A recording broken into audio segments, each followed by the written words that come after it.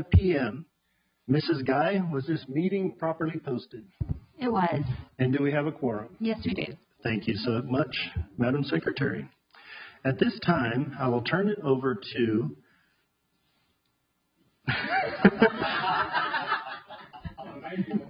I'm good. I will turn it over to Mrs. David. Welcome back again for opening exercises. Thank you, Ms. David. Thank you. Good evening, President Campisi, school board members, and Dr. Rodriguez. We'll begin this evening's opening ceremonies with the pledges to the American and Texas flag, led by Mr. Martinez, followed by a prayer led by Ms. Helen Barat-Timms. Everyone, please rise for the pledges and remain standing for the prayer. To the flag of the United States of America and to the republic for which it stands, one nation, under God, indivisible, with liberty and justice for all. Honoring the Texas flag, I pledge allegiance to thee, Texas, one state, under God, one and indivisible. Thank you. If you can join me and bow your heads as we pray this evening. Gracious God, thank you for the gift of the new school year. Bless our schools with safety, kindness, and a strong community. Give our board wisdom, our teachers strength, and our students a wonderful year of growth. In Jesus' name we pray. Amen. Amen. Now I'll turn it back over to you, President Campisi, for citizens' participation. Thank you, Ms. David. Thank you, Mr. Martinez and Mrs. Barat-Timms for the pledge and the prayer, respectively. Before we get started, today is really a big day for Goose Creek. It's a day when all of our employees have returned to the district after summer off. For our administrators, were here prior, but today is the first day. All of our employees are back, so I want to welcome all of our employees back to Goose Creek. And I also want to welcome everyone that's here tonight that took the time to be a part of this process and really learn about and be a part of our school district. It's when people come together and see what's going on with their local board and what's going on with the district where we all make a difference together. So thank y'all for being with us tonight. We'll now move on to citizens' participation.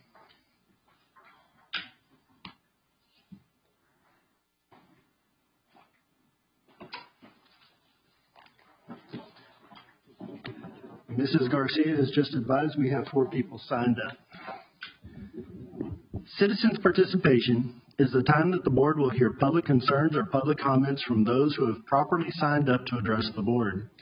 At regular board meetings, the board shall permit public comment regardless of whether the topic is an item on the agenda posted with notice of the meeting. General public comment is limited to no more than 30 minutes per meeting. At all other board meetings, public comment shall be limited to open session items on the agenda posted with notice of the meeting. Each speaker is reminded that he or she is limited in his or her presentation to a maximum of 3 minutes, which can be further limited or reduced by the presiding officer, and that he or she should respect the confidentiality concerns and refrain from attacking the personal character of any individual student, staff member, or board member in addressing concerns or comments. Pursuant to state law and board policy be illegal, the board cannot consider or take action on concerns at this meeting unless they pertain to an item on the posted agenda for this meeting. Any deliberation or decision on an item that is not posted for consideration at this meeting shall be limited to a proposal to place the subject on the agenda of a future meeting. With that being said, we have 4 speakers signed up. When I call your name, please approach the podium in the middle. You'll have 3 minutes to speak. Mrs. Guy, our secretary, will keep time. When you have 1 minute remaining, Mrs. Guy will chime in and simply say 1 minute remaining. And at the conclusion, she'll call time. At that time, I ask you to please stop speaking and let the next person come forward. When you approach the microphone, please state your name and the subject you're speaking on. Our first speaker is Ace Ellis. Welcome, Mr. Ellis. Hello. My name is Ace Ellis, and I'm here to speak about the dress code. I'm here today to speak on one specific section of the newly proposed dress code, which states, in accordance with Texas Education Code Section 11.401, clothing and or grooming, including accessories that manifest a student's intent to socially transition from the student's biological sex at birth to the opposite biological sex is prohibited. Many of you are familiar with me and the work that I've done in our community. What many of you may not know is that I'm transgender. I was born as a girl, and I later transitioned to be a male who I am today. If your purpose in implementing this new dress code is encouraging professionalism, I do not see the correlation between being transgender and a lack of refinement. I'm living proof of that. If you now believe that my achievements are null because of my identity, that is a statement to your personal bigotry rather than who I am as a person. How do you intend on enforcing this rule? How will every staff member recognize a student's biological sex? This rule has endless loopholes, which proves to me that it was included not out of genuine concern for your students, but to make a statement on the district's belief on queer youth. I'm now graduated, but the support I received from CISD staff related to my transition was life-saving. Without some of the teachers I met during my time in school, I wouldn't be here today. Allowing students to express themselves in a way that provides comfort does not defy any of the expectations you provide in your philosophy, such as personal responsibility, safety, hygiene, respect for others, modesty, dignity, and pride. I am appalled that you would suggest your dress code encourages students to have pride in themselves. You're teaching students to hate themselves. Adolescence is a time of self-discovery, and as you take this freedom away from them, you are learning that they cannot be successful if they are true to their personhood. Furthermore, you claim that this is in accordance with the Texas Education Code Section 11.401. This section, in summary, states that district employees may not provide assistance to students regarding social transitioning. There is no correlation between your role in the dress code and this section of Texas Education Code. Staff members are not helping students get dressed in the morning. No part of the dress code is stopping staff members from assisting students in transitioning. In closing, I sincerely hope that you listen to the silenced voices within your community. We are real, we are here, and we are valid. As the late transgender activist Sylvia Rivera said, we have to be visible, and we are not ashamed of who we are. Thank you. Thank you, Ace. Our next speaker is Johanna Fugate. Thank you. Hi, welcome. Hello. Last time I was here, I gave a presentation on safety, and now I'm here to talk about the new dress code because I think it can be a direct threat to safety. Now, I love exact definitions, so the Webster definition of freedom is the absence of necessity, coercion, or constraint of choice or action. This new dress code is taking away entire schools' worth of students' freedom of expression, from slightly alternative people to trans people, which it is blatantly clear that this dress code is targeting trans people. A coworker recently said to me, high school sets us up for life and that just isn't the place for that. But contrary to conservative views, trans people exist. It exists in the workplace. Transness isn't a teenager thing. It's an identity. It's my best friend. It's someone you might know and love but aren't open yet. Forcing students to keep their hair short and dress in a specific way isn't strict. It's death to your students. That isn't hyperbole or metaphor. According to a study done at UCLA, 80% of trans people have suicidal thoughts, and 42% have attempted before. It isn't safe to force or coerce someone into being who they are to you in your mind for your sake. And you're asking students to do this for 4 years, from ages 14 to 18. When I went searching for safer schools, I expected a change in not just the schools, but you, for you in front of me, to want safer schools for these students like I do, like the students do, like their parents do. But instead, the idea of safety that has been put in place has been to take away from these students, not at all to add to their safety, which I think is what we should be focusing on. My name is Joanna Fugate. Thank you for your time. Thank you, Joanna.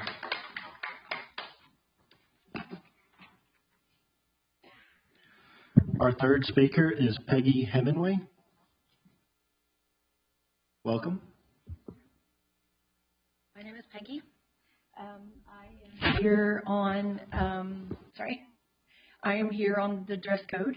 I realize that each of the students have their own dress code, but I've been in the schools, I've seen them, I know what the students look like, and I just wanted to put a little suggestion. If we do go to dress code, solid colored pants, khakis, black jeans, blue jeans, each grade a different color, because I have been in the schools and seen kids walk around half dressed. And they have given a privilege to wear what they want to. I think that needs to be taken away and bring modesty to the school board. To the school. With the hair, I would just like it out of their face. If it's long, I have long hair. I don't think that taking hair away takes away from the education, but to be able to see one's face for identification, I think that is one of the issues, because I've been in school and I've seen many kids with hair down and all you can see is their chin. And if something were to happen, that would be a safety issue. That's all I have. Thank you. Thank you, Ms. Hemingway. Our fourth and final speaker tonight is Gabrielle McNally Garcia.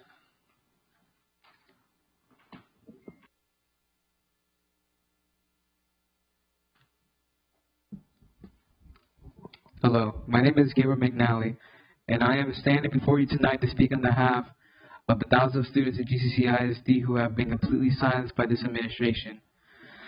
I am here because we are deeply hurt, disappointed, and utterly let down by the leadership of this district. You recently chose to pass the revised district's appearance standards. In doing so, you didn't just pass a set of rigid, outdated rules. You actively chose to ignore a community petition signed by 3,100 students, parents, and community members. Over 3,100 people explicitly told you that this policy is unfair, restrictive, and discriminatory, yet you chose to tune us out entirely. This administration has attempted to brush off our outcry by hiding behind a claim that 60% of people like our parents support these changes. 60% came mostly from our parents. It is because of you. GCCISD have a total control over these surveys. An example, you can control them using specific wording to make these changes seem quote-unquote safe when it does nothing for our safety. And of course, our good parents want to be safer. They choose yes, not knowing what they said yes to, or maybe not at all discuss with their child, like they should. This leads to so much communication problems that this makes this survey already highly unlikely. Unfair to us students that the survey was legit, and so this could deliberately can lock out the students who actually have a voice for these changes. But moving on, by forcing these policy through, you send a loud and clear message to the student body that our voices do not matter to you. You choose to value outdated stereotypes over students and well-beings. You chose to make male students feel isolated and targeted for simply wanting to wear jewelry, makeup, or nail polish. Harmless forms of self-expression that have zero impact on our ability to learn. You choose to create arbitrary rules about our hair and baggy clothes that turn our teachers into clothing police instead of actual educators. I want to make one thing absolutely clear to this board tonight: the decision will not go unnoticed and will not quietly just stand down.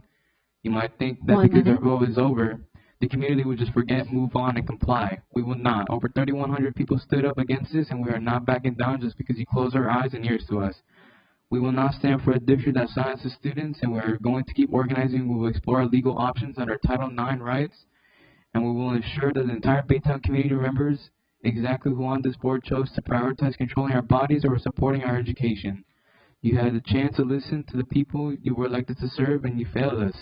But we are still here, and we're still watching. We will not be silent. And so thank you all. Thank you, Gabriel. At this time, I will turn it over to Dr. Rodriguez for item number 4, public hearing. Yes, thank you, Mr. President. Next, we have the public hearing. It's the annual certification of compliance, DEI, and instructional requirements from Senate Bill 12. And we have Dr. Matt Bollinger, who's getting prepared for this presentation.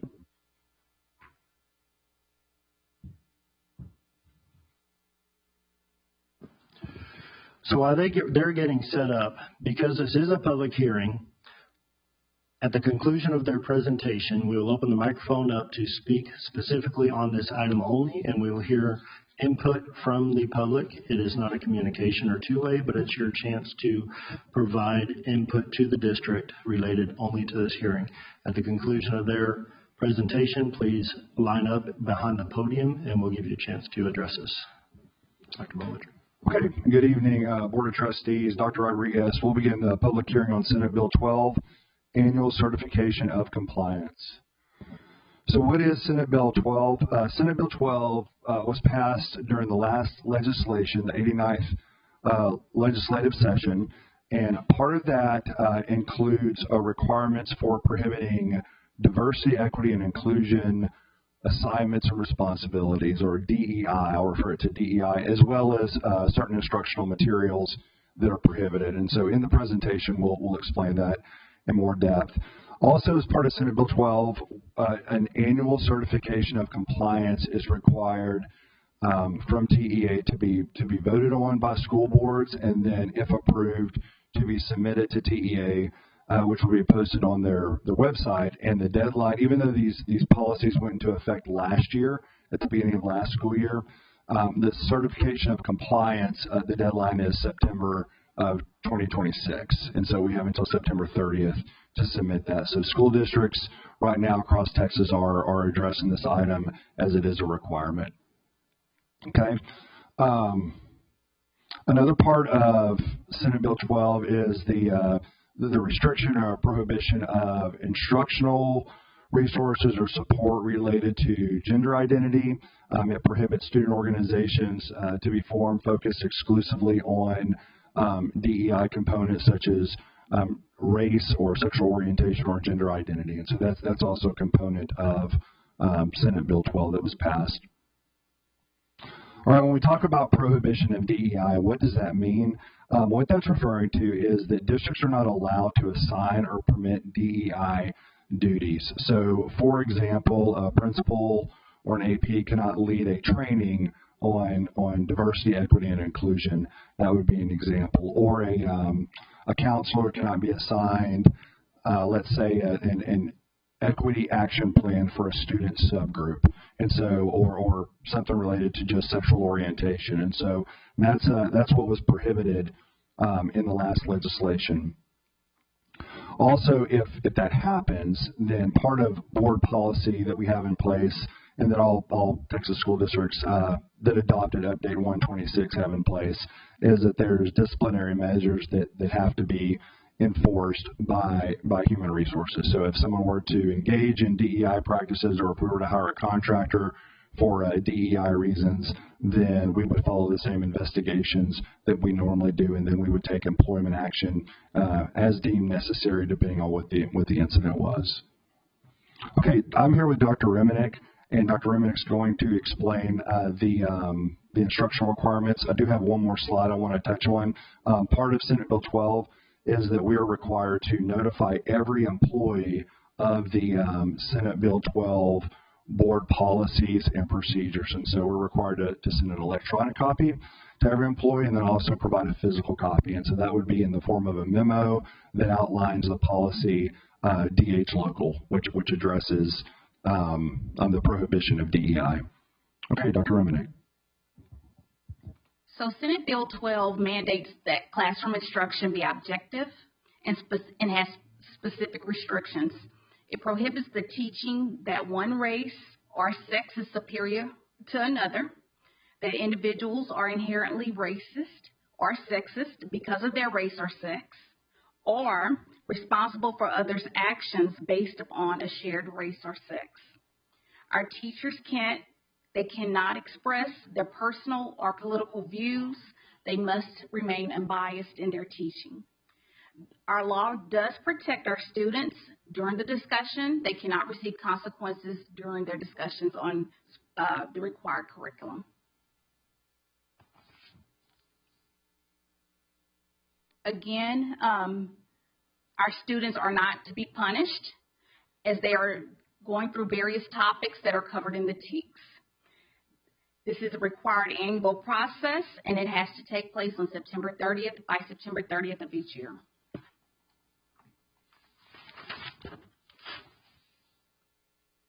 Okay, so our process includes that we have to have board approval. The compliance certification must be uploaded, and then TA will post the certification, and throughout the year we will have to maintain documentation of what's occurring with the DEI. All of our employees will receive an email along with a hard copy of our DEI policy. Our handbook has been updated, as well as the handbook presentation and our board policies as well. Okay, so for next steps regarding this item under Senate Bill 12, there is an action item tonight for the board to consider and approve the certification of compliance. The certification of compliance is about a 4-page document that was included in the agenda summary, and so you should have the details there. So that's a certification that you're voting on, which the board policy has already been approved last year for Update 126. Also, we're required again to submit that certification to TEA by September 30th. We're required to notify employees, which we've already shared, and then there's a public posting from TEA. And so that's and as well as this public hearing. This public hearing was also required as part of Senate Bill 12. So those are the check boxes that we're going through to make sure we're in compliance with this new requirement. Okay, that's our presentation. At this time, we will turn it back over to you, Mr. Campisi and Dr. Rodriguez. Thank you all so much. Like I said in the very beginning, this is a public hearing, so this is the time where the public may now come to the podium and address the board on this topic. I'll keep the microphone open for about 1 minute. If anyone would like to speak on this, please approach the podium at this time.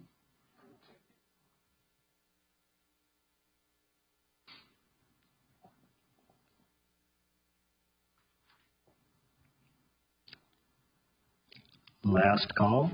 If anyone would like to address the board during this public hearing, please address the podium at this time.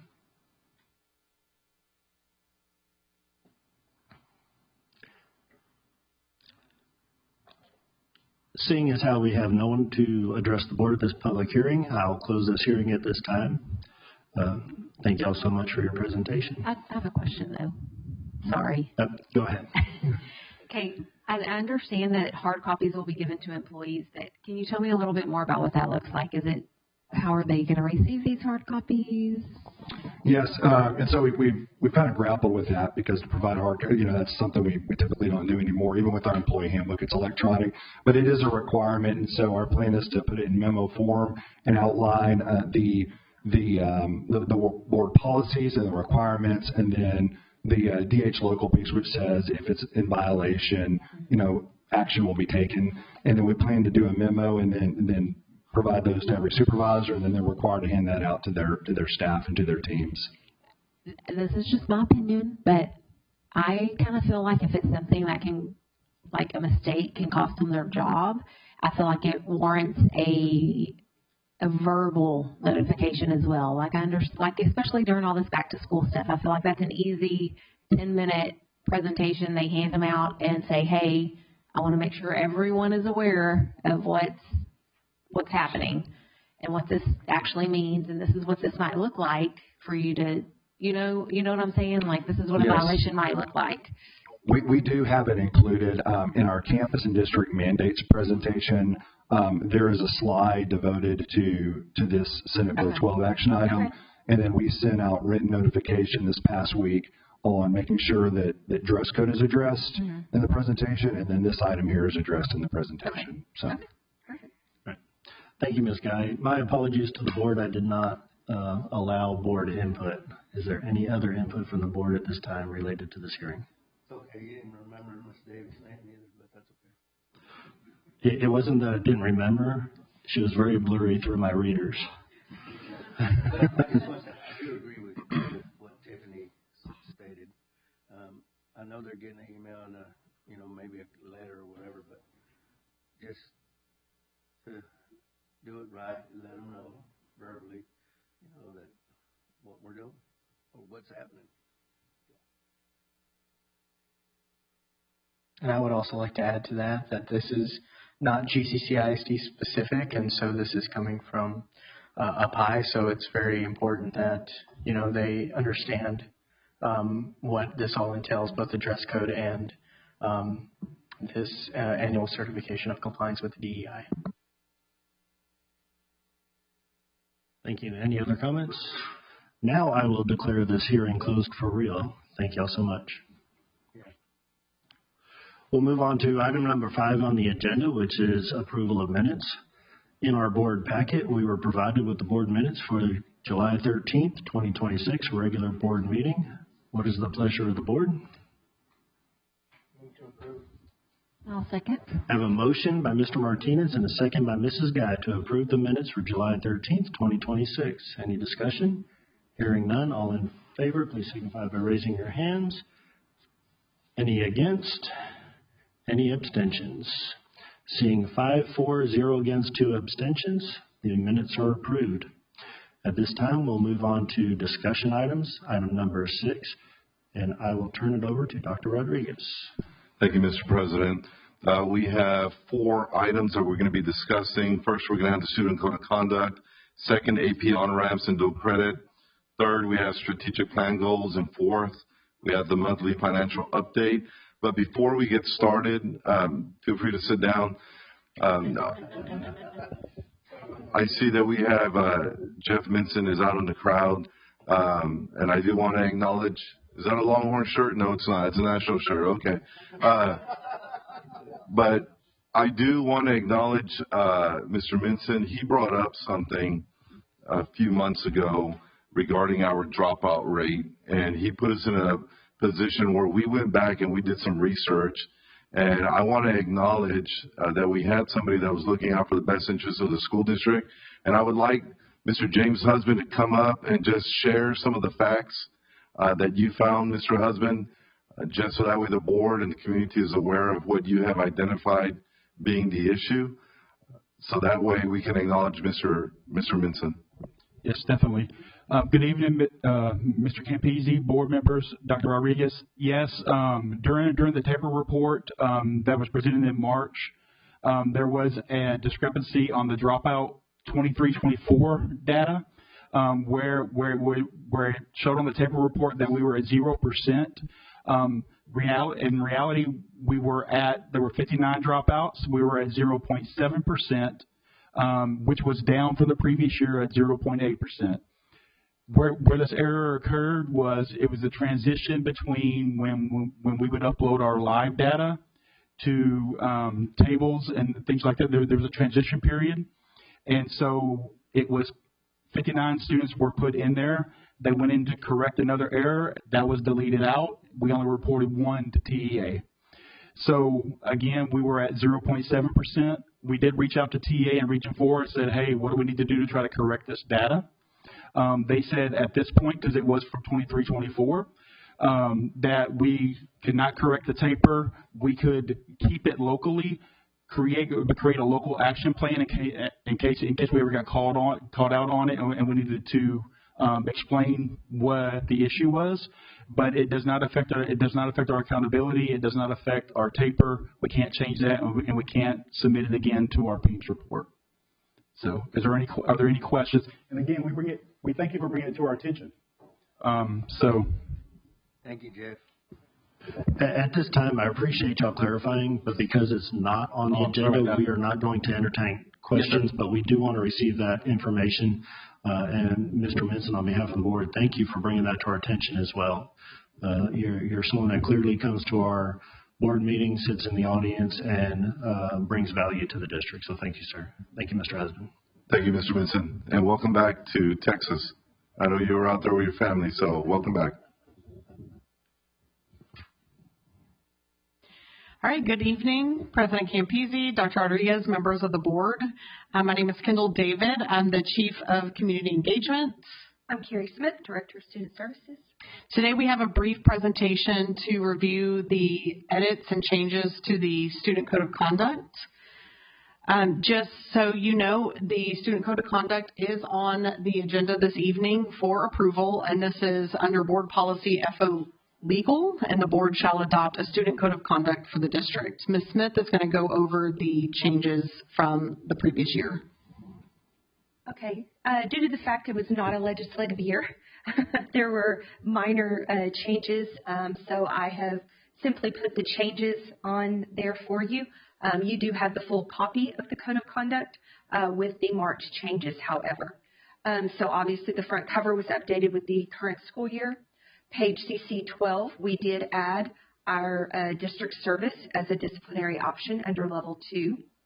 Under page CC 15, we added district service and our boot camp as a disciplinary option under level 3. Page CC 20, we updated our elementary DAEP principal along with the point address. Those have been changed since last school year. Page CC 40, we did add a paragraph under artificial intelligence that states that students are expected to use all AI tools in a manner consistent with the Goose Creek CISD student handbook, district technology policies, and campus expectations. The use of AI to harm, disrupt, or attempt to compromise the district network, bypass security systems, access unauthorized information, or violate any district policy is strictly prohibited. Any misuse of AI technology that interferes with the safety, security, or educational environment of the district may result in disciplinary action and loss of technology privileges in accordance with district policies. And last but not least, on page CC 57, I did update the school year on the acknowledgement form. And those would be other than some minor grammatical errors. Any questions? Any questions from the board? I think I read somewhere that we had like different levels on the AI for different grade levels.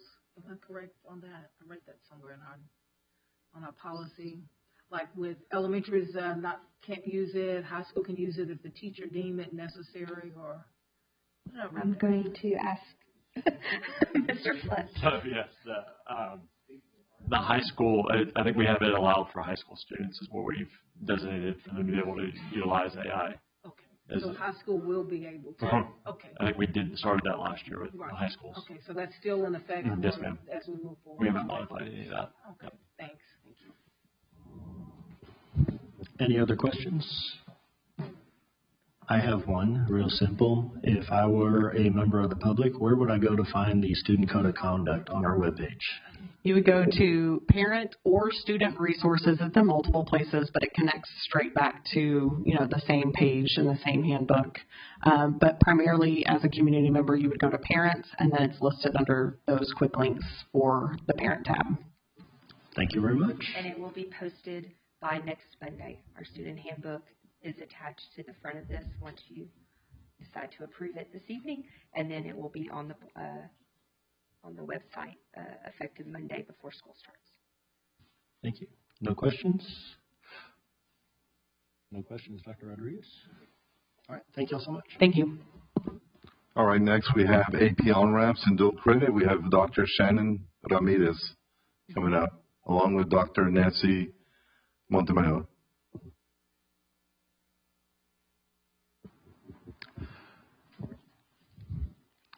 Welcome.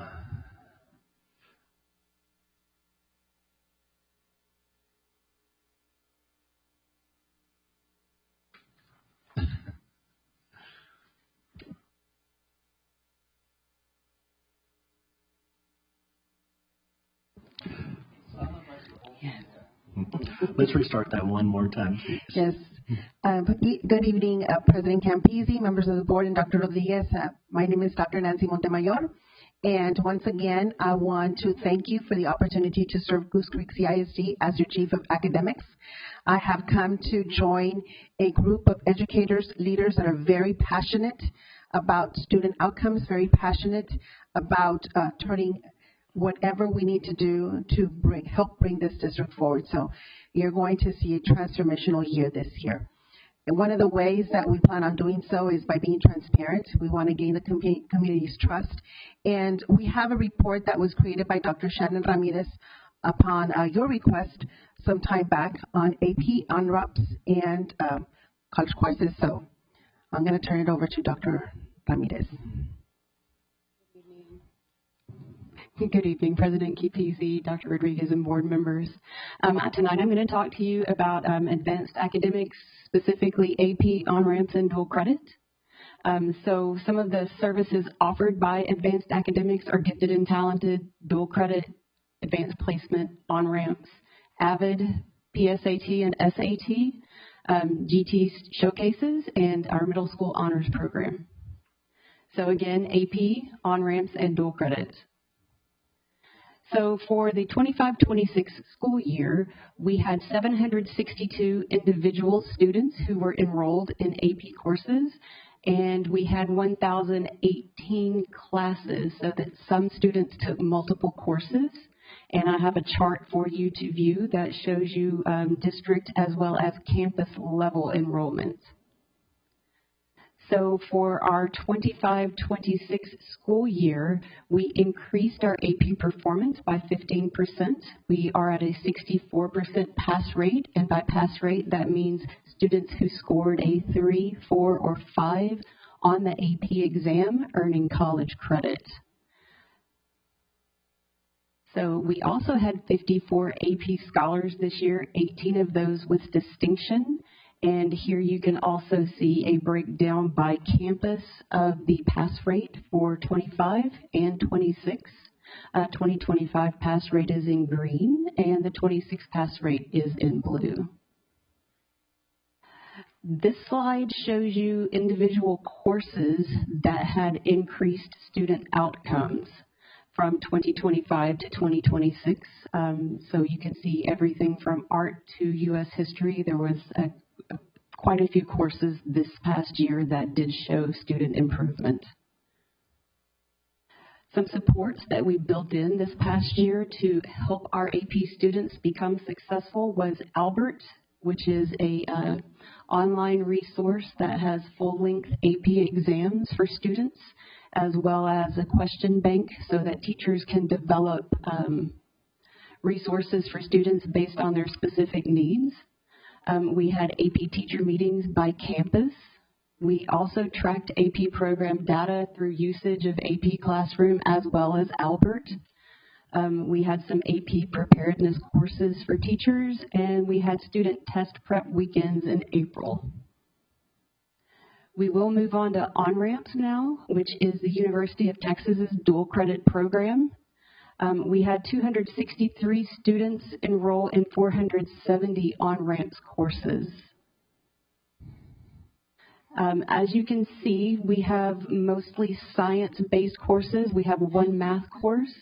Eligibility for credit for UT means that the student was eligible to earn college credit in the course. You can see chemistry had 100% of our students pass. College algebra, we had 29%, computer science at 91%, physics 94%, and the physics lab 88%. So of all 263 students, these are the percentages of students who were eligible for college credit through the University of Texas. And I just want to add that the program is focusing on college algebra. As you can see, that is the one that has been identified that needs the most growth.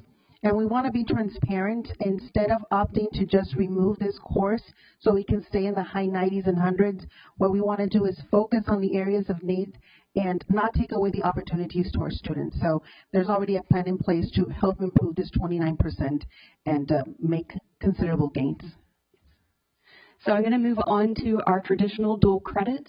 We do have 4 dual credit partnerships in the district. Lee College is a provider of most of our academic dual credit. We also partner with Lamar Institute of Technology, Houston City College, and San Jacinto College for our technical or CTE-based dual credit.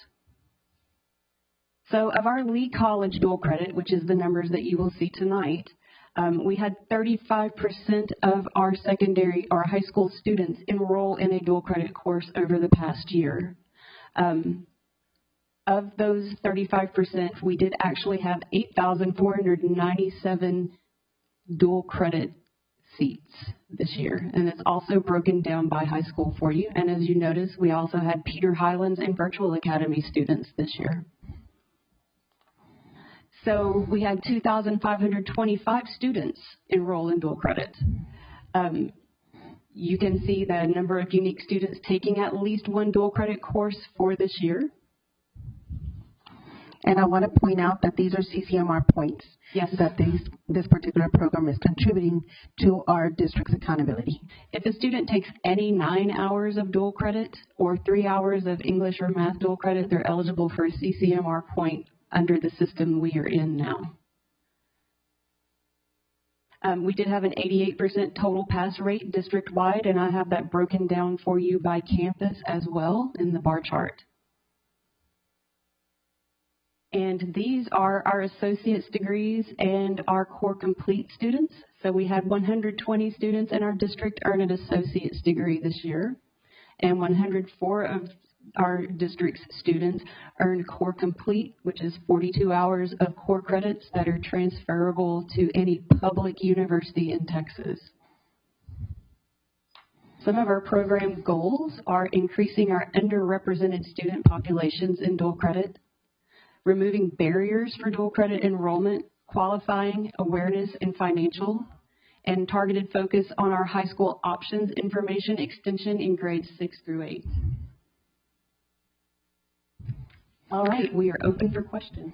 Thank you, and we will entertain any questions at this time. I have a question. So back on the AP,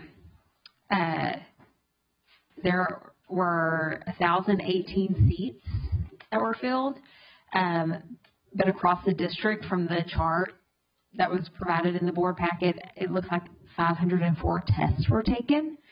So why do you think there's such a discrepancy there? Because we pay a lot of money for these tests for them to go unused. So this is actually the first year, based on a board recommendation from one of our past meetings, that students paid for their AP exams, and this is the second year that they've been able to opt out. So last year and this 25-26 school year, students had the option of taking or not taking the AP exam. Some of them chose to focus because they were in multiple AP courses to test in the one that they felt would be the most beneficial for them in the long run. So we did have students opt not to test this year. Okay. But is it kind of like I mean, I know they have to pay for it and we can't make them pay for it, but is it kind of like an expectation, like you're going to sign up for the class, you're going to take the test kind of thing? We ask that they take the exam. We give them options. So a student who is free and reduced pays a lower AP exam fee than a student who is not on a free and reduced lunch.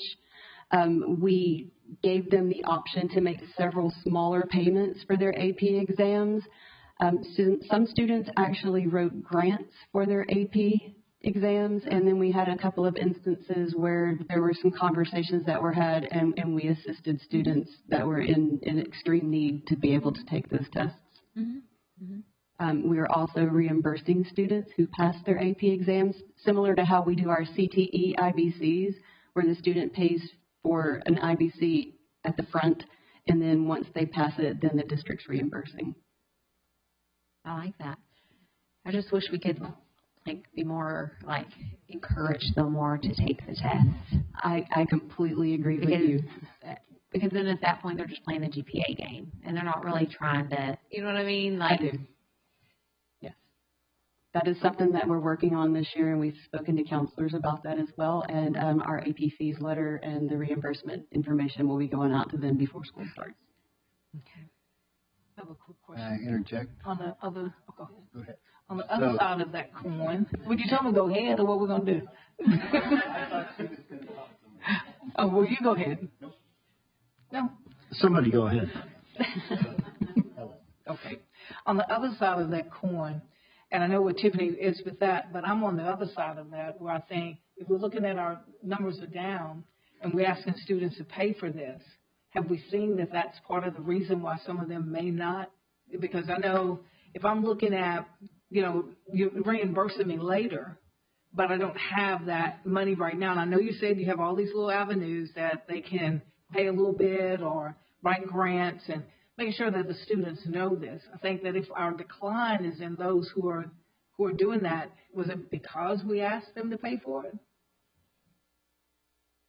So the counselors did speak with those students this past year, and we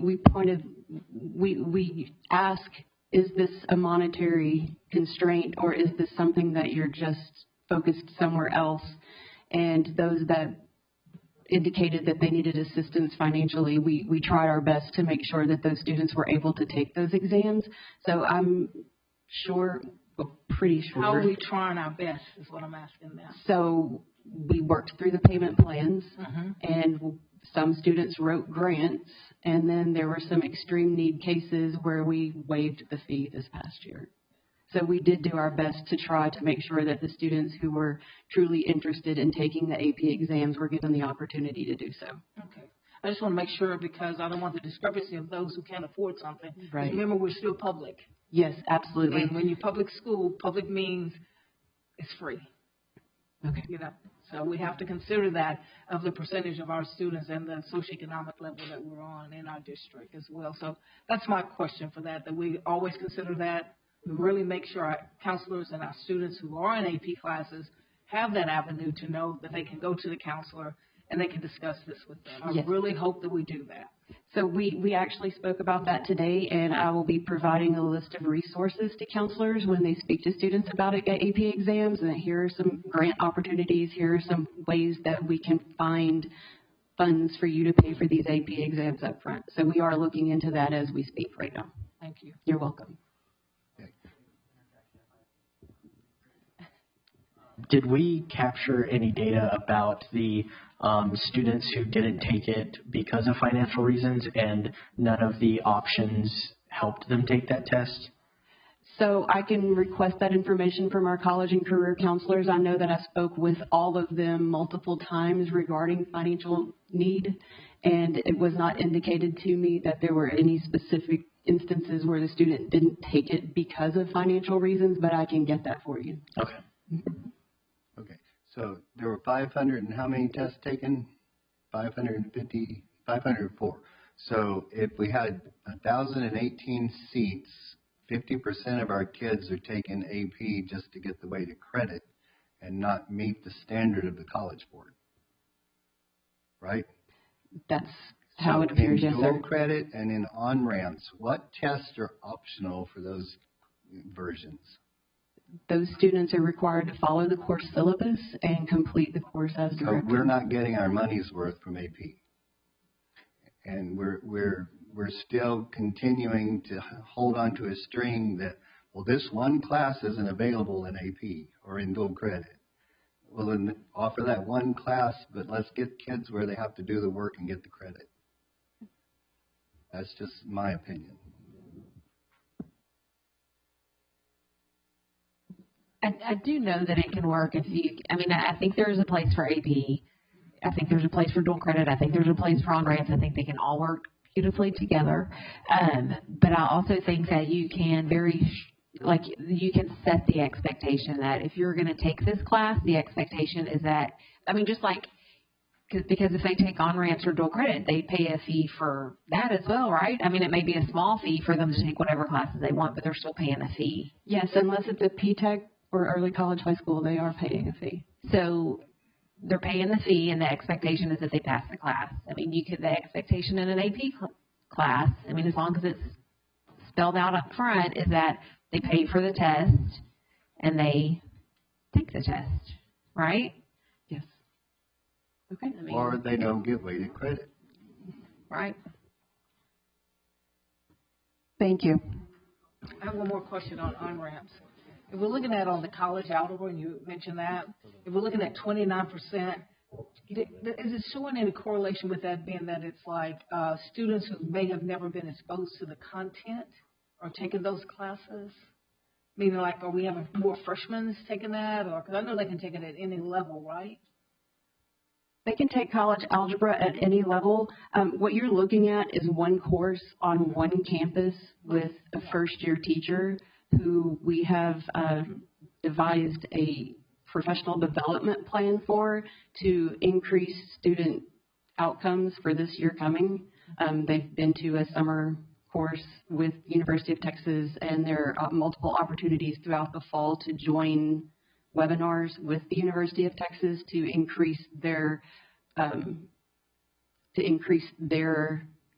rigor in the classroom. Thank you. You're welcome. That explains it. Any other questions or comments from the board? Okay. Dr. Rodriguez?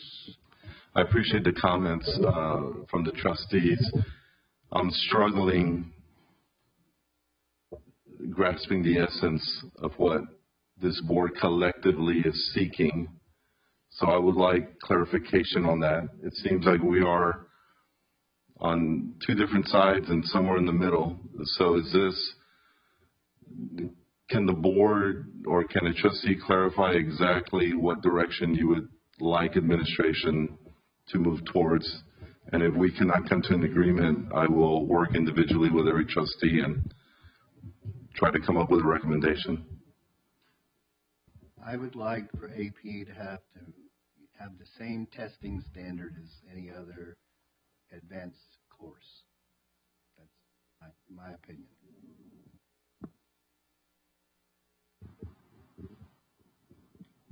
Yeah, I mean, I think I kind of feel the same way. I feel like the expectation should be that if you're taking the course, you're taking the test.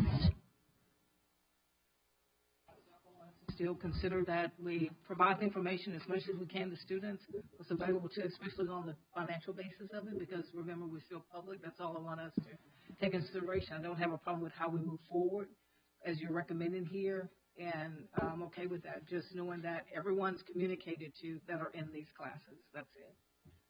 Yes, ma'am. I know, like some schools might have like a contract with the students enrolling in AP courses where parents and students are signing, like, I understand this is the fee for the test. I understand that I'm expected to sit for the test at the end of the course.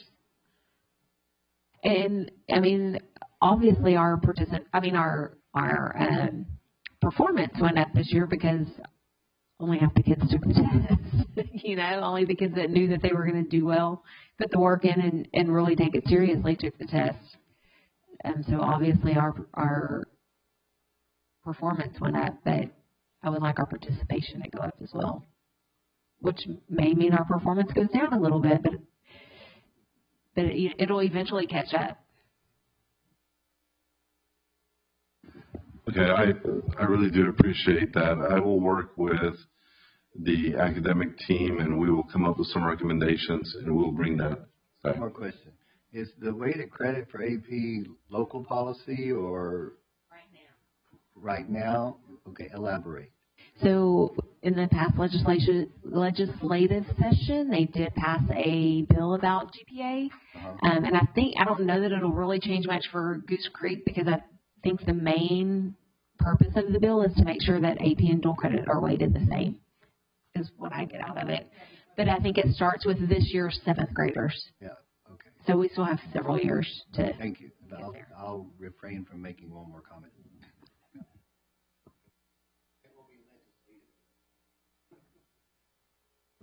All right. Thank you. Thank you. Thank you, Dr. Rodriguez. We'll move on to discussion item 6A3. Yes, we have strategic plan goals presented by Kendall David. Welcome again, Ms. David, and I do know your name. Thank you. That haircut. It's the haircut. Good evening again. So this evening, I'm here to present a strategic plan update specifically around strategic plan goals. Over the last 7 months under Dr. Rodriguez's leadership, we've had a lot of conversations around what the focus area for our district going forward will be. Of course, this is input from community members, from staff, from the board. And so when we have a shift in priority or focus areas, of course, we need to make sure that our strategic plan is aligned with those priorities. So what does that mean? What does that look like? Our objectives is to shift the strategic plan from areas of focus and targets to 3 shared district goals with associated performance objectives. This will help us establish a clear, unified vision that aligns the work of our district. And of course, all of this will be done in collaboration with the strategic plan action team to update the strategic plan. So our current strategic plan has 5 areas of focus, and within those 5 areas there are targets, there are strategies, and there are measures. So the 5 areas of focus in the current plan is academic performance, community engagement, operational excellence, organizational development, and financial stewardship. So in looking and updating the strategic plan to be more clear on a unified vision for goals that everyone in our district will work towards, we have 3 goals that I think you will agree with to be priorities for our district: academic excellence, safe and secure schools, and financial stewardship and transparency. In our conversations on the priorities of our district, these 3 themes continue to come to the forefront for our district as we're having conversations and planning for the upcoming school year. So what will that look like in the strategic plan? I'm going to use my team as an example. So if I were to ask the community engagement team, how would we support the district's safe and secure schools goal? Currently, our strategic plan, one of our strategic plan goals is to strengthen effective communications. So a potential performance objective could look like enhance school safety through proactive communication, stakeholder engagement, and safety awareness. So if you look, that's much more defined, much more direct, and again, we're working towards the district common goal of safe and secure schools. So our next steps, the strategic plan action team will work to revise the strategic plan. We'll develop measurable performance objectives that are aligned to these 3 goals. This is, of course, going to be a collaborative process. We want to make sure that everyone's working towards a common vision. We have shared priorities, accountability, and measurable outcomes for our district. And this will be presented to the board as an action item to seek board approval at the September board meeting, the updated strategic plan. Any questions? Questions or comments from the board? I don't have a question, but I do have a comment that when we went through the process to develop this strategic plan nearly a decade ago, it was important to the board then that we kept it as a living, breathing document. And I just want to say hooray to all of us that have made that happen. Absolutely. It's an incredible committee, and Ms. Brott-Timms and Ms. Clem, you served on the committee last year, so thank you for that. Mr. Renteria, did you have a comment as well? Just in terms of academics, I just everything is focused. Everything, all the strategies are focusing towards academics so that we improve. Because I take personal responsibility that we're in the position we're in academically because of the choices that we made. Randy's gone. We got a new superintendent here. I like what's happening. And I think that we're focused on academics. We brought in some new people, and I think we're headed in the right direction. So I like it. Thank you. I have a quick question. So the goals that are more like targets, like the numeracy and the literacy goals that we have to adopt and the CCMR goals we have to adopt, will those be brought to us in after, like, when do we approve those? As far as the CCMR goals, I think those are the 3 the state tells us we have to do: the 3rd grade reading, math, and CCMR. I'm going to kick that to C&I on the timeline. Mm-hmm. Yeah.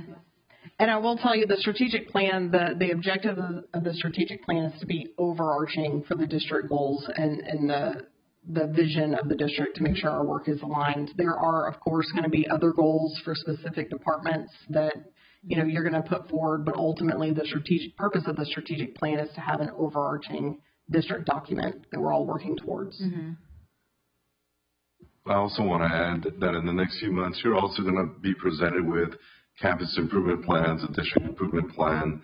That's why we're having this presentation at this moment in time and having this conversation, because it also impacts what's occurring at the campuses with their planning. So we're just trying to simplify the process, and we identified the 3 areas that overwhelmingly have been presented to us by the community and by other individuals. And it's academics, number one, of course, along with safety and then financial stewardship. So we're just trying to consolidate and ensure that every department truly understands that their actions should be leading in the direction of one of these three goals. I'd just like to make a quick comment. I commend you on this. Prior, I think we had 5, and it was very wordy. And there was a time in society where we threw a lot of alphabet soup out there and put so much out there that it got lost. Sure. This is simple. These are the 3 pillars that really focus on our vision. It starts with the vision. We develop goals and then a strategic plan. And we talked about this over and over again, that everything aligns with the strategic plan. I think a lot of thought has gone into this. I think it's easy to remember. Everyone in this district will remember 3 things. 5, I looked at it 5 minutes ago. I couldn't recite those back to you. So less is more. Great job. And I look forward to moving forward with this. Thank you. Any other comments from the board? Mrs. David, thank you so much. Last, we have the monthly financial update, and it's going to be presented by Bridget Clark.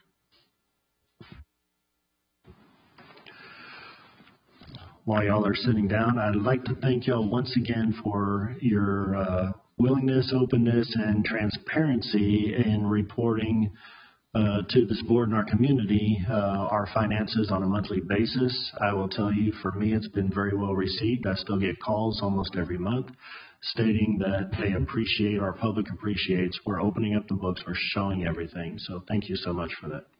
One of our biggest critics, I can tell you, when Randy was here, is publicly stating how transparent things have become, and it's a good thing because it's circulating. Yeah. We are trying to be transparent with everything. We're not trying. We are. So thank you. I know it's a little bit extra work. It's a lot of extra work, but I appreciate. And when we were preparing for tonight, there's not a whole lot of change, but thank you for coming forward and sharing with us again. Sure, appreciate those kind comments. And good evening, trustees, Dr. Rodriguez and Mr. President. This is our June installment of the monthly financial report, and we'll have a couple of other short updates towards the end. With that, I'll turn it over to Ms. Price.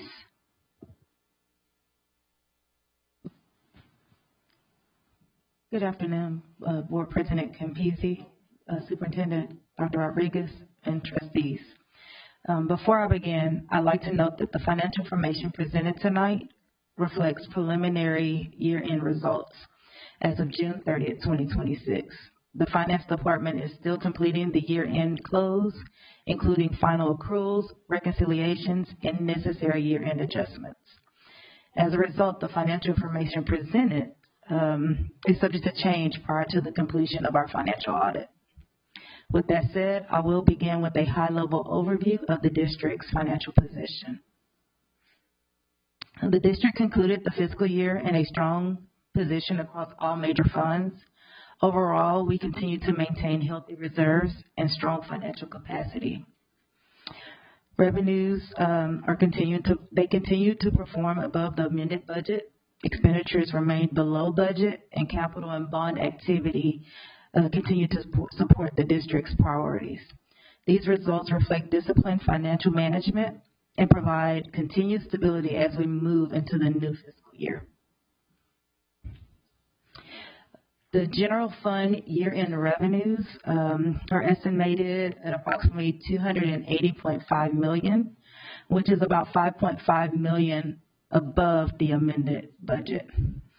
Expenditures are estimated at approximately $275.7 million, or about $6.7 million below budget. Combined, this represents an overall favorable budget to actual variance of approximately $12.2 million. The projected ending fund balance is $127.7 million, which represents 47% or $5.5 million of our operating budget, providing the district with a strong reserve position as we enter into the new fiscal year. The debt service fund also remained financially sound. Year-end revenues are approximately $106.7 million. Our debt service expenditures are $105.9 million.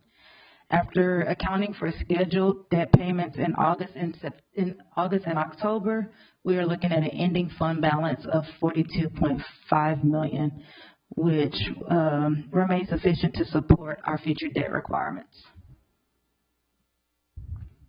Moving on to our child nutrition fund. The revenues exceeded amended budget approximately $1.5 million. Expenditures are projected to finish the year at $7.6 million below budget. The program is projected to end the year with a fund balance of approximately $13.1 million, which is 70% or 8 months of operating expenditures. We are working with the Child Nutrition Department to continue on the TDA approved spend down plan so that we can get the fund balance to that 3 month. Looking at the capital improvement fund, it continues to support facility, safety, technology, and infrastructure priorities. Current projects include facility improvements of $325,000, safety and security of $309,000, and the Market Street church demo of $470,000. With that, we have $2.3 million available to allocate outside of planned projects for this year.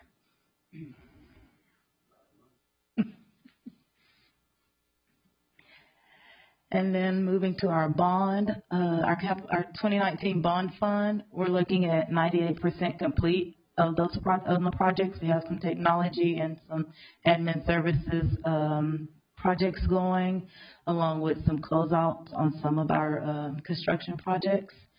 But we have $492,000 remaining from the bond savings and interest earnings. Okay, thank you, Ms. Price. Just so to sum that up, all of our major funds that are legally adopted are in the black, other than child nutrition, but that is the planned deficit, actually fund balance surplus spend down that we're required to do. So we hope to have quite a bit of that spend down by next year. But all those items come into play when talking about our bond refunding highlights and the ratings agencies calls that I've had and calls with underwriters. We performed very well during the bond refunding, and the transaction is going to save taxpayers nearly $7 million in interest moving forward. And Moody's cites strong reserves both in the capital improvement projects fund as well as our general fund has almost 6 months reserves when we're only required to have 3. So we've got reserves there. We've got reserves in capital improvement, and we're showing quite an impressive surplus this year because, as you recall, in June when we adopted the budget of last year, when we adopted the budget, we had that House bill, that the school finance bill that came into play, and we had to turn right around and adopt the amendment in the same meeting, which meant we went from a $3.5 million deficit adopted, and then we turned right around and amended it, and we had like a $3.8 million surplus. So we have that, and then plus we had $4.5 million from prior year property value studies incomes of 2022 and 2024. And then we had overall district savings estimated at over six million, maybe close to 7 million. So all that in the aggregate really bolsters our fund balance and general fund. So we're real proud of that. And the ratings agencies and Moody's is very happy with us, and therefore they affirmed our AAA bond rating. It's a AA2 without the enhanced permanent school fund guarantee. But with the permanent school fund guarantee, we have the AAA that we've had for several years now, as far back as I can remember.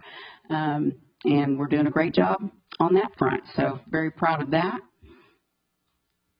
And then just to give you a reminder on the tax rate that's coming up, our property values came in. We're still waiting for final certified estimates from HCAD. But we've got our chambers numbers, and they're very, very close to what they were last year. I think we have a slight increase, but not anything material, and we don't anticipate our tax rate to change. It's going to remain the same at 0.7450 and INS rate at 0.325 for a total tax rate of $1.07. With that, I'll open it up for questions. On the food services budget, is there going to be a penalty if we don't spend down? We've got to spend it down, and we're working on that. It's been difficult because of some supply chain issues and all those things, and then also the TDA approval process slows it down. If it's anything over $5,000, you have to have special approval. So that's a challenge, but we're working with Natalie and food service to get a greater portion of that spent down. We did have, spend some of it down this year. 1.6 million, I think, was the deficit, the planned deficit, but we've got a few million more to go, so we're going to be working closely with her. And is there any board policy or any board action that's preventing us from making progress on that? No. Okay. No. Any other questions? Nobody got a comment. I just Yes, think sir. it's a good challenge to have Mm-hmm. versus being underfunded. Right. I was reading an article where it said that 73% of Texas public schools are underfunded, but I'm not hearing that here, and I think it's a good thing. We've always been, I think I talked to you about this, about being a Robin Hood district, right? And we've always been that. And, we're not, I know you mentioned something about properties, but if we would fiscally manage the right way and quit buying all these properties, like that church, we bought it for $1 million. Now we're having to tear it down. Why did we do that? See, that's not a good thing. But if we do it the right way, we would be even better off. I voted against buying that church, by the way, because I didn't think we needed it. Just because it's a challenge to our school district, because they didn't want the Bob Hope School to buy it. That's not the logic that we need to use. Mm-hmm. We need to be the best so people want to come and get educated in the Goose Creek School District. Not try to, compete with them. We just need to do our own thing. And we talked about the strategic planning that, we're focused on academics. And if we do that and quit spending our money stupidly, we would be even better off. We're even better off right now just since we made a few changes since Dr. Rodriguez has come in. I can hear it. I can remember we sat through budget sessions, cutting, doing this, and then all of a sudden we have money out of the blue, and I'm like, where did that come from? We spent hours and hours trying to cut money, and see, things weren't adding up to me. And I'm not an accountant by any way, but I do have an accounting degree. But I can tell you that if we would do things the right way, like we're doing them now, we would be way better off. The AAA bond rating is always good, yes, of course, but we were barely managing that, and we shouldn't have to deal with it. Yeah, we're wanted to throw that out there, and I blame it on us, the school board, the trustees, because we're the one that are giving direction to you guys. Even especially the superintendent. So I just thought I'd throw that out there. Thank you, Mr. Renteria. And I will say that this board bears the credit or discredit for buying that church. It's not you or finance. That aside, we started doing these reports long before we were in a strong financial position. So it's great that it's evolved into this. And I want to thank you once again for coming every month based upon our request and just really sharing the numbers with us. Are there any more questions or comments? Thank you all so much. I look forward to seeing you again next month. Thank you.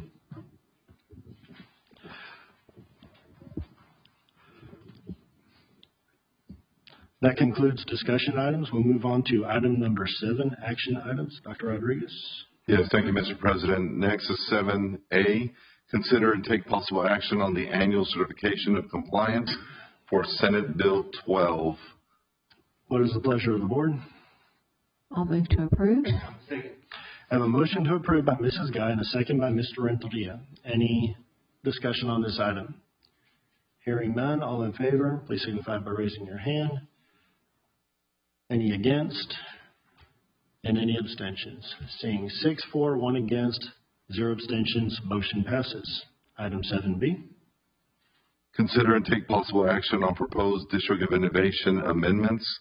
As a reminder, this information was shared last month in a presentation. What is the pleasure? I'll second. I have a motion by Mr. Clem and a second by Mrs. Guy to approve 7B. Is there any discussion? Hearing none. All in favor, please signify by raising your hand. One more time, all at once. I think I saw 7 for, 0 against. Motion passes. Dr. Rodriguez, I will go ahead and take 7C if that's okay with you. Yes, sir. Over the past many months, 3 of our board members have gotten together with administration and been working on our board operating procedures, and they're presenting them tonight. So item 7C reads, consider and take possible action on the board operating procedures. What is the pleasure of the board? I'll move to approve. Second. I have a motion by Mrs. Guy and a second by Mrs. Barat-Timms to approve item number C. I'll open it up for discussion at this time. It's a large document, so the format we'll use is we will look at each individual amendment, vote on them, and then come to a complete document at the end if we can. If there's an adjustment to it, if there's a recommendation to amend, we will amend each one, vote on whether that amendment passes, and then take the whole document for a vote at the end. I do want to say, President Campisi, to thank the group who did and yourself who started on this project, and I came on board after you became president of the board, but it was a lot of work for everyone, and especially I want to thank Mr. Clem, who wasn't here with us the last meeting, but I told him he did so much work in the forefront that it made our job a lot easier, right, Ms. Guy? So, and Dr. Rodriguez, thank you for your input in coming in and assisting us to move forward with this. So that's one of my comments. I just want to make that it was a group effort and a team effort, and we also heard from our other members that what they had offered in support of that. So I think it, just thank you, want to thank you publicly, all of you who put a lot of time in it as well. So thanks again. Thank you all. I've referred to us not being a team of 8, we're a team of 9, and that is Mrs. Noemi Garcia, and she was very much involved in board operating procedures, so I don't want to overlook you. Thank you so much. This is a huge document, y'all, and this is how we govern ourselves and rules that we abide by. At this time, are there any amendments we would like to entertain? Hearing none, I do have one. It is on page 11, and it is under Annual School Board Activity Calendar. Item D4 reads Approval of Superintendent Performance Goals, and in parentheses, Board Goals. I would move that we strike board goals from there. Board goals are something totally separate from district goals. It's something that we would do ourselves after our board assessment. It's how we govern ourselves. It has nothing to do with the administration of the district. So I would move that we take that out of D4 and then add it to E1, where it shows additional activities desired for effective governance and oversight. Item number 1, board or team building and self-assessment workshop, and add board goals after self-assessment workshop.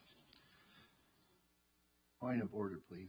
Mr. Benoit, can we make a motion within another motion? There's a motion on the floor to approve the board operating procedures, and now we're trying to amend it on top of that motion.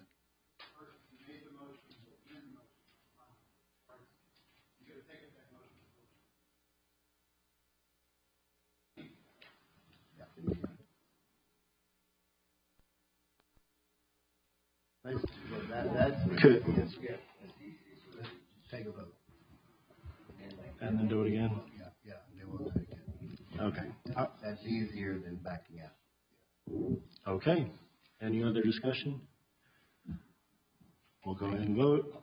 Ms. Scott, did you have something? Do we need to vote it down and then talk about the, okay, so let's vote it down and then talk about it. That's the fastest way. Okay. Okay. All in favor, please signify by show of hands. Any against? 0 for, 6 against. Motion fails. I will re-entertain a motion from the board. You make your motion with your amendment.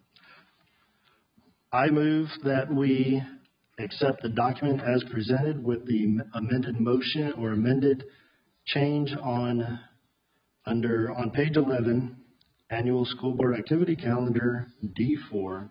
I just want to see what you're saying. We will remove board goals from that item and move them over to E1 and add board goals under there as it aligns with self-assessment workshop. Second. That makes very good sense. I read a lot. Any discussion on this item? Yes. So I think that we have a different understanding of what the board goals mean. Like, to me, the board goals would be those goals under the strategic plan, which should be the goals that are the superintendent's performance goals. You're talking about the elementary percents of reading, math, and so on. Well, that could be part of it, but also even the 3 goals that are going to be on the consent agenda tonight. So those would be district goals. So board goals, there's a distinction, and I have them here because I had to research it myself. Board goals are developed and owned by the board and address how the board governs. District goals developed collaboratively between the board and administration with the superintendent, with informed district data and community input, and they're formally adopted by the board.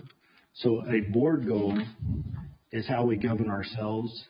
District goals are how the district is managed.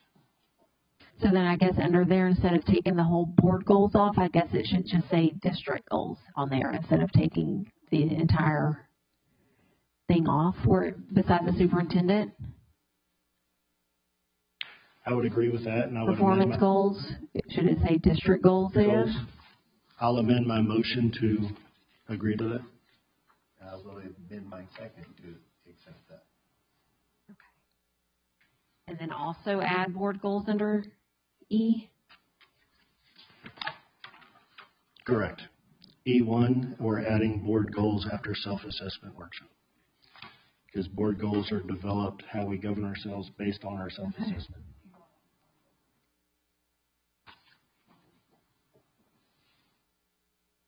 Are there any more comments?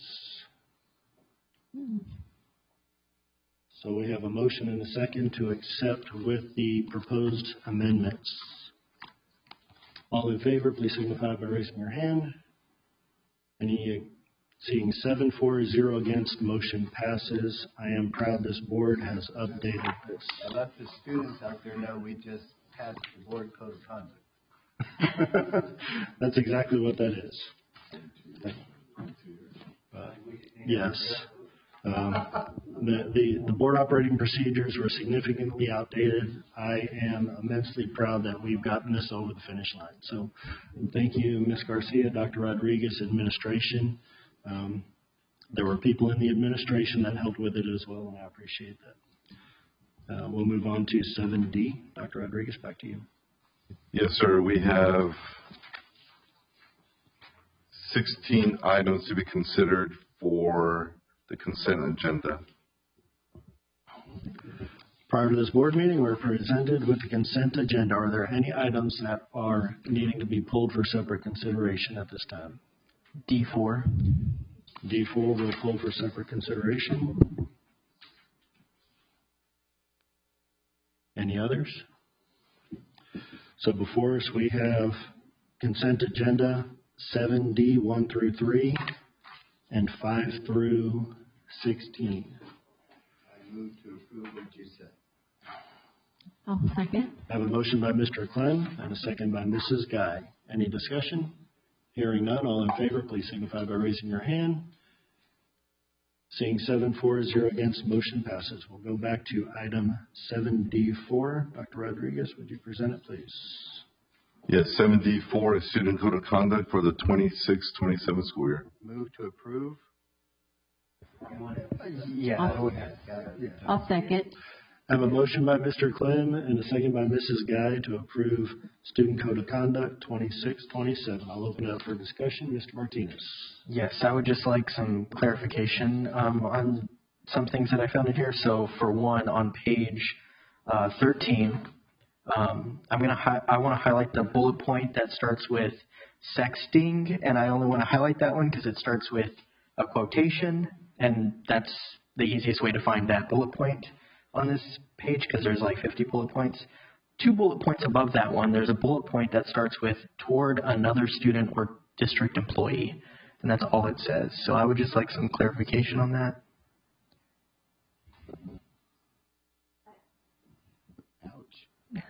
Punch the button, sorry.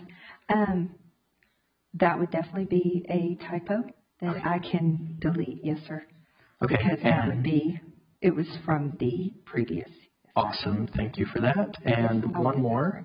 There on page 15, there is a bullet point that is district service and boot camp.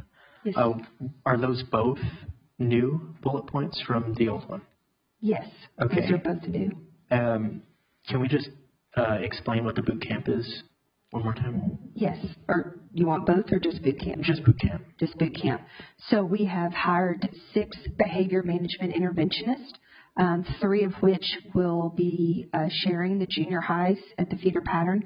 So E.F. Green and Highlands Junior share one, Gentry and CBJ share one, and Baytown Junior and Horseman share one. And then we have one at each of the 3 traditional high schools, Lee, Sterling, and GC Young.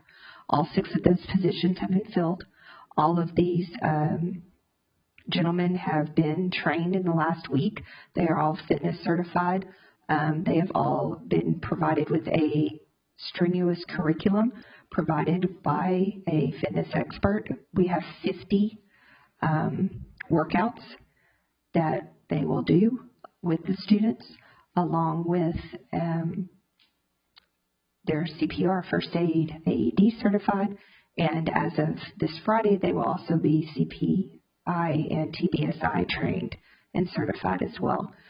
These are going to be boot camps for our students that are at DAEP, and this will be an opportunity for them to provide themselves with an opportunity for some fewer days based on their activity in boot camp.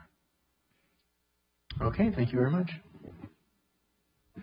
So I would amend my motion to include your edit. And the second.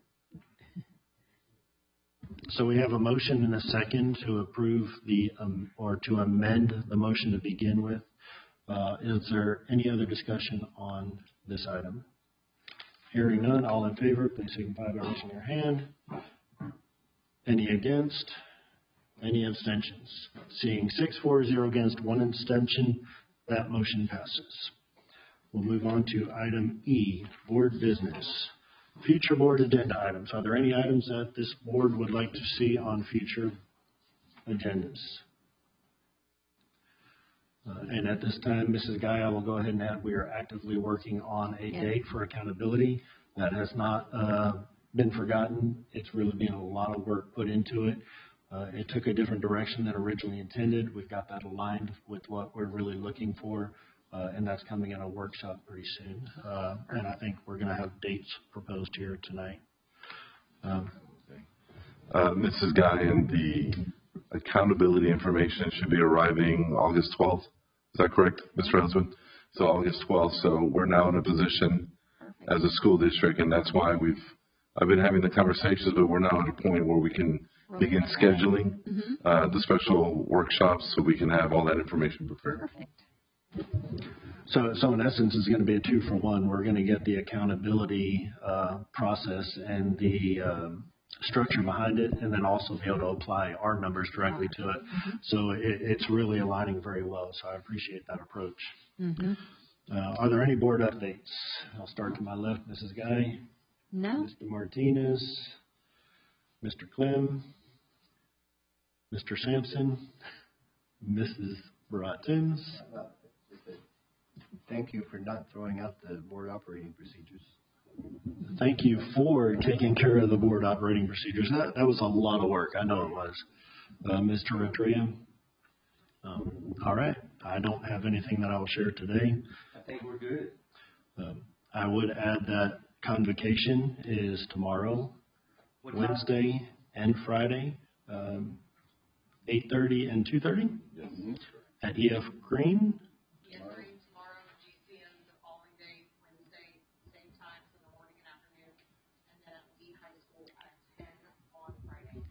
There are 5 this year. At 10 on Friday at Lee High School is operations. I look forward to attending those. So are we, on Pound Cake, are we doing one for maintenance and cafeteria workers? On Friday at Lee High School. Yes, and that one was added. So we have that on Friday. I look forward to it. That's a good addition, by the way.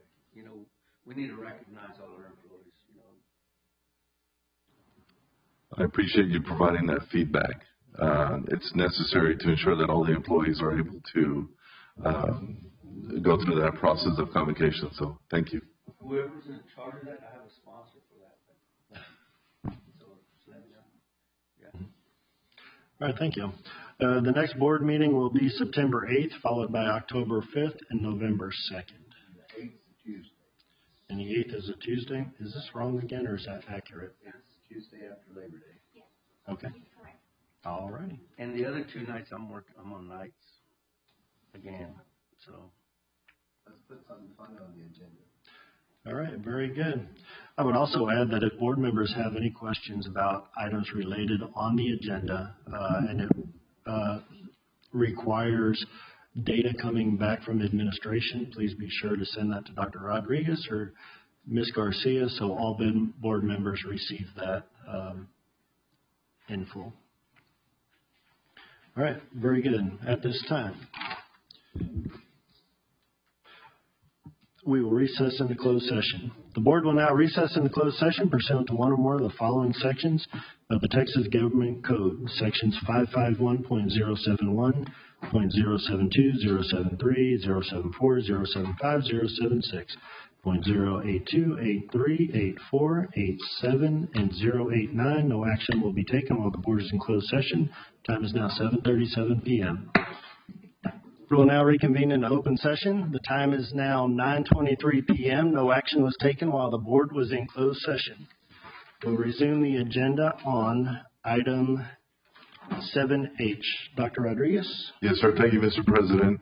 7H is consider and take possible action to approve administrative new hires as recommended. What is the pleasure? Second.